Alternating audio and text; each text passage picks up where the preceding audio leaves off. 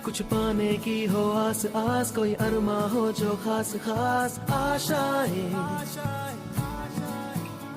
हर कोशिश में हो बार बार, करे दरियाओं को आर पार। नमस्कार साथियों, आप लोग कैसे? उम्मीद करता हूं कि आप लोग अपनी पढ़ाई को कंटिन्यू कर रहे होंगे। और यहां पर हम मध्यकालीन इतिहास का अध्ययन कर रहे हैं। मध्यकालीन इतिहास के अंतर्गत अब हम यहां पर मुगल साम्राज्य के बारे में डिस्कशन करेंगे। और मुगल साम्राज्य के बारे में जो भी महत्वपूर्ण पॉइंट कॉम्पिटिटिव एग्जाम की दृष्टि से बनते हैं उनके बारे में डिस्कशन करेंगे। तो यहाँ पर हम पहले बाबर के बारे में जानेंगे। ठीक है, तो चलिए देख लेते हैं मुगल साम्राज्य के बारे में।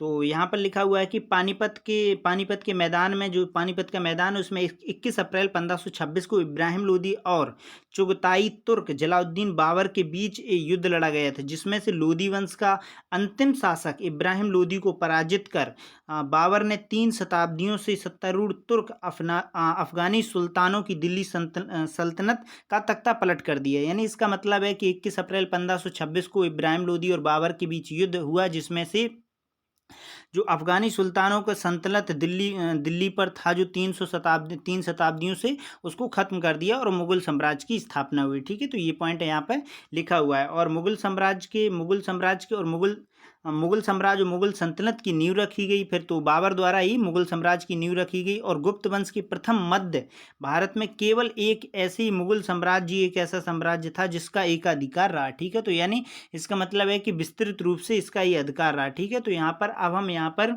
बात करेंगे बाबर के बारे में। बाबर के बारे में जो भी महत्वपूर्ण पॉइंट है उनके बारे में डिस्कशन करेंगे।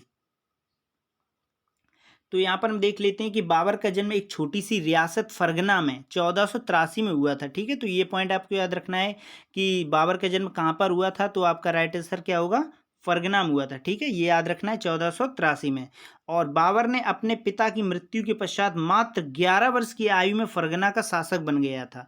यानी 11 वर्ष की आयु में ही फरगना का शासक बन गया था। कौन? बाबर। और बाबर को भारत आने का निमंत्रण, जो भारत में आने का निमंत्रण किसने दिया था? पंजाब के सूबेदार दौलत खां लोदी और इब्राहिम लोदी के चाचा आलम खां लोदी ने भेजा था। यानी बाबर अपना फरगना का शासक था, लेकिन भारत पर आक्रमण करने के लिए किसने बाबर को आमंत्रित किया था? तो आपका राइट आंसर क्या होगा? सूबेदार, यानी पंजाब के सूबेदार दौलत खां लोदी और इब्राहिम लोदी के चाचा आलम खां, जिसे इब्राहिम लोदी को बाबर ने 21 अप्रैल 1526 को हरा दिया था पानीपत के प्रथम युद्ध में। तो इब्राहिम लोदी के चाचा ने ही आलम खां लोदी ने भेजा था। क्या भेजा था? निमंत्रण। किसे? बाबर को, कि भारत पे आक्रमण करे। ठीक है, तो यहाँ पर ये पॉइंट लिखा हुआ। अब हम बात करते हैं पानीपत के बारे में। पानीपत का प्रथम युद्ध बाबर भारत का प्रथम भारत पर उसके द्वारा किया गया 5वां आक्रमण था। यानी पानीपत का युद्ध बाबर के शासनकाल से देखा जाए तो बाबर ने 5वां युद्ध जो लड़ा था वो पानीपत का युद्ध लड़ा था। ठीक है, उसने इब्राहिम लोदी को हराकर विजय प्राप्त की थी और मुगल साम्राज्य की स्थापना की। यानी इब्राहिम लोदी को अंत करके उसने मुगल साम्राज्य की स्थापना की। और उसकी विजय का मुख्य कारण उसका तोपखाना और कुशल सैनिक प्रतिनिधित्व था। यदि पूछा जाए कि सर्वप्रथम सबसे पहले तोपखानों का प्रयोग किसने किया था, तो आपका राइट आंसर क्या होगा? बाबर ने किया था। और उसकी कुशल सैनिक प्रतिनिधित्व के कारण ही पानीपत का प्रथम युद्ध उसने जीता था। ठीक है, और फिर हम आगे बात करते हैं। भारत में तोप का सर्वप्रथम प्रयोग बाबर ने ही किया था। पानीपत के इस प्रथम युद्ध में बाबर ने उज्बेकों को तुलगामा की युद्ध पद्धति तथा तोपों को सजाने के लिए उस्मानी विधि, जिसे रूमी विधि भी कहा जाता है। यदि आपसे पूछा जाए कि उस्मानी विधि या फिर रूमी विधि किसके युद्ध में अपनाई गई थी, तो आपका राइट आंसर क्या होगा? बाबर की। ठीक है, और किससे संबंधित है? तोपखानों से संबंधित है। ठीक है, और बात करते हैं का प्रयोग किया गया था। और पानीपत के युद्ध में विजय की खुशी में बाबर ने काबुल के प्रत्येक निवासी को एक चांदी का सिक्का दान दिया था। और अपनी इस उदारता के कारण उसे कलंदर भी कहा जाता है। ठीक है, तो ये भी आपसे यदि पूछा जाए कि कलंदर किस शासक को कहा जाता है, तो आपका राइट आंसर क्या होगा? बाबर को कहा जाता है। क्यों कहा जाता है? क्योंकि पानीपत के युद्ध की विजय की उपलक्ष्य में उसने अफगान की प्रत्येक निवासी को, यानी काबुल के प्रत्येक निवासी को चांदी का एक सिक्का प्रदान किया था, इसलिए उसे कलंदर कहा जाता है। ठीक है, तो ये पॉइंट आपको याद रखना है। अब हम बात करते हैं नेक्स्ट पॉइंट के बारे में। तो यहाँ पर लिखा हुआ है नेक्स्ट पॉइंट कि दिल्ली सल्तनत के पतन के पश्चात उनके शासकों दिल्ली शासकों को सुल्तान कहे जाने की परंपरा को तोड़कर अपने बादशाह कहलवाना शुरू किया। यानी जो दिल्ली सल्तनत पे पिछले शासन चल रहा था उन सभी को सुल्तान कहा जाता था, लेकिन बाबर ने इस परंपरा को तोड़कर बादशाह कहलाने की परंपरा शुरू की। और दूसरा पॉइंट देखते हैं कि पानीपत के युद्ध के बाद बाबर का दूसरा महत्वपूर्ण युद्ध राणा सांगा के विरुद्ध 17 मार्च 1527 को आगरा से 40 किलोमीटर दूर खानवा नामक स्थान पर हुआ था। ठीक है, तो यदि आपसे पूछा जाए कि खानवा के युद्ध कब हुआ था तो आपका राइट आंसर क्या होगा, 1527 में 17 मार्च को हुआ था। किन के बीच, राणा सांगा और बाबर के बीच हुआ था। ठीक है, जिसमें विजय प्राप्त करने के पश्चात बाबर ने, यानी विजय किसकी प्राप्त हुई, बाबर की हुई, और पश्चात गाजी की उपाधि धारण की। यदि अब पूछा जाए कि किस युद्ध के बाद बाबर ने अपनी गाजी की उपाधि धारण की थी तो आपका राइट आंसर क्या होगा, खानवे के युद्ध के बाद बाबर ने गाजी की उपाधि धारण की थी। ठीक है, और इस युद्ध के लिए अपने सैनिकों को मनोबल बढ़ाने के लिए बाबर ने जिहाद का नारा दिया। ठीक है, तो हम जिहाद के बारे में आगे ये जिहाद जो शब्द है इसके बारे में आगे हम डिस्कशन करेंगे। यानी बाबर ने मनोबल बढ़ाने के लिए, सैनिकों का मनोबल बढ़ाने के लिए उसने जिहाद शब्द का प्रयोग किया था, यानी नारा दिया था। ठीक है, तो हम बात करते हैं नेक्स्ट पॉइंट के बारे में कि साथ ही मुसलमानों पर लगने वाले कर तमगा की समाप्ति की घोषणा की थी। यह एक प्रकार का व्यापारिक कर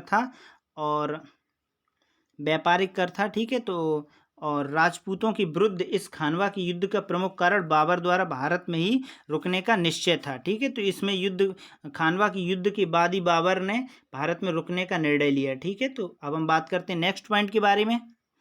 तो यहाँ पर लिखा हुआ है नेक्स्ट पॉइंट कि 29 जनवरी 1528 को बाबर ने चंदेरी के शासक मेदिनी राय पर आक्रमण कर उसे पराजित किया। ठीक है, तो यदि आपसे पूछा जाए कि मेदिनी राय का युद्ध किन के बीच हुआ तो आपका राइट आंसर क्या, जो चंदेरी का युद्ध किन के बीच हुआ तो आपका राइट आंसर क्या होगा, मेदिनी राय और बाबर के बीच हुआ। कब हुआ था, 29 अप्रैल 1528 को हुआ था, 29 जनवरी 1528 को हुआ था। ठीक है, तो ये पॉइंट आपको याद रखना है।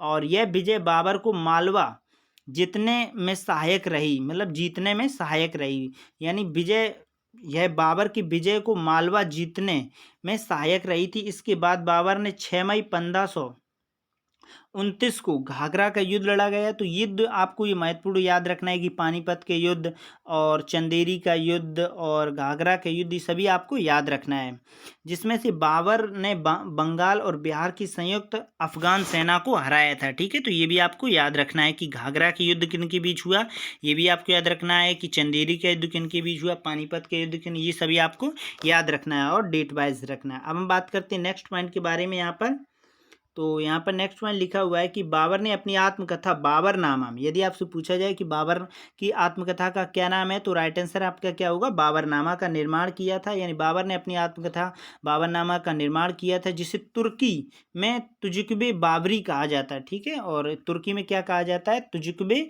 बाबरी कहा जाता है, जिसे बाबर ने अपनी मातृभाषा चागताई तुर्की में लिखा था। इसमें बाबर ने तत्कालीन भारतीय दशा का विवरण दिया है, जिसका फारसी अनुवाद अब्दुर रहीम खान खाना ने किया था और अंग्रेजी अनुवाद श्रीमती बेवरीज द्वारा किया गया था। ठीक है, तो ये भी कई बार कॉम्पिटिटिव एग्जाम में पूछा गया है कि बाबरनामा पुस्तक का अंग्रेजी अनुवाद किसने किया है तो आपका राइट आंसर क्या होगा, बेवरीज ने द्वारा किया गया था। ठीक है, तो ये पॉइंट आपको याद रखना है। अब हम बात करते हैं नेक्स्ट पॉइंट के बारे में। बाबर ने अपनी आत्मकथा बाबरनामा में कृष्णदेव राय तत्कालीन विजयनगर शासक के समकालीन भारत की शक्तिशाली राजा का, यानी पूछा जाए कि बाबरनामा नामक किताब में किस शक्तिशाली राजा का वर्णन किया गया है तो आपका राइट आंसर क्या होगा, कृष्णदेव राय, जो कहाँ के शासक थे, विजयनगर के शासक थे। ठीक है, तो ये याद रखना है। साथ ही 5 मुस्लिम और 2 हिंदू राजाओं मेवाड़ और विजयनगर का ही जिक्र है, किसमें, बाबर नामक पुस्तक में। ठीक है, तो ये भी पॉइंट आपको याद रखना है। अब हम बात करते हैं नेक्स्ट पॉइंट के बारे में। तो यहाँ पर लिखा हुआ है बाबर ने सियाल ए उजल की रचना की थी, जिसे खत ए बाबरी भी कहा जाता है। बाबर ने एक तुर्की काव्य संग्रह दीवान का संकलन भी कराया था। ठीक है, तो ये भी आपको याद रखना है कि यदि आपसे पूछा जाए कि बाबर ने एक तुर्की काव्य संग्रह कौन सा था जिसका नाम संकलन कराया था तो आपका राइट आंसर क्या होगा, दीवान का कराया था। ठीक है, बाबर ने बुबई यान नामक पद्य शैली का भी विकास किया था। ठीक है, तो ये भी आपको याद रखना। कई महत्वपूर्ण योगदान है जो कॉम्पिटिटिव एग्जाम में पूछे जाते हैं, तो इन्हें आप ध्यान से याद कीजिएगा। अब हम बात करते हैं नेक्स्ट पॉइंट के बारे में कि बाबर ने शंबल और पानीपत में मस्जिद का निर्माण करवाया था। साथ ही बाबर ने सेनापति मीर वाकी और अयोध्या में मंदिरों के बीच 1588-1529 के बीच मध्य एक बड़ी मस्जिद का निर्माण कराया, जिसे बाबरी मस्जिद के नाम से जाना जाता है। ठीक है, तो ये आप याद रखना है कि बाबर ने किस मस्जिद का निर्माण करवाया था, बाबरी मस्जिद का निर्माण करवाया था। कब करवाया था? 1588-1529 के मध्य एक बड़ी मस्जिद का निर्माण करते थे, जो सुप्रीम कोर्ट में भी इसका मामला चलता रहा। ठीक है, तो ये पॉइंट याद रखना है कि बाबरी मस्जिद का निर्माण कब कराया गया था? 1528 से 1529 के बीच किसने कराया था? बाबर ने कराया था। ठीक है, तो ये याद रखना है। ठीक है, अब हम बात करते हैं नेक्स्ट पॉइंट के बारे में। तो यहाँ पर नेक्स्ट पॉइंट लिखा हुआ है कि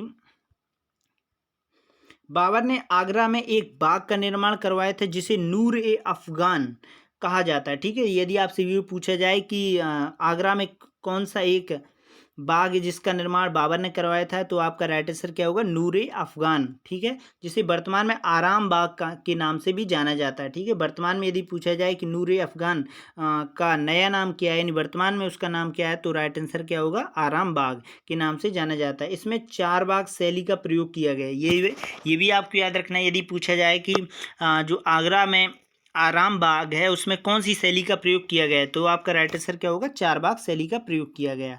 और 26 दिसंबर 1530 को बाबर की मृत्यु के बाद उसको दफनाया गया, और परंतु कुछ समय बाद बाबर की शव को उसके द्वारा चुने गए स्थान काबुल में ही दफनाए गए थे। यदि पूछा जाए कि बाबर की समाधि कहाँ पर है, तो आपका राइट आंसर क्या होगा?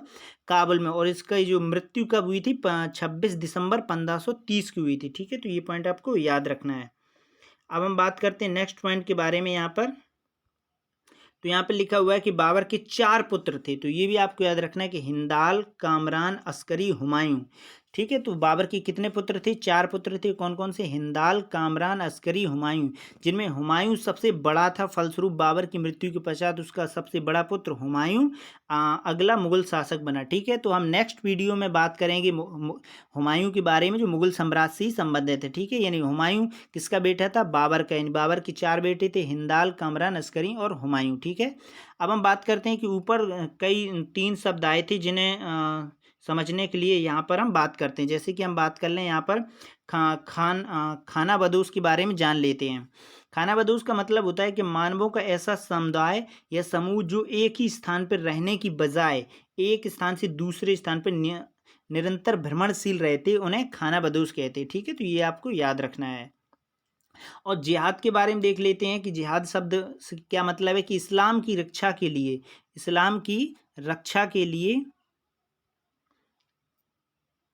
इस्लाम की रक्षा के लिए इस्लाम की रक्षा के लिए किए जाने वाले धर्म युद्ध की जिहाद कहा है। ठीक है, तो ये याद रखना है कि जिहाद किसे कहा गया है? कि इस्लाम की रक्षा के लिए किए जाने वाले धर्म युद्ध को जिहाद कहा गया।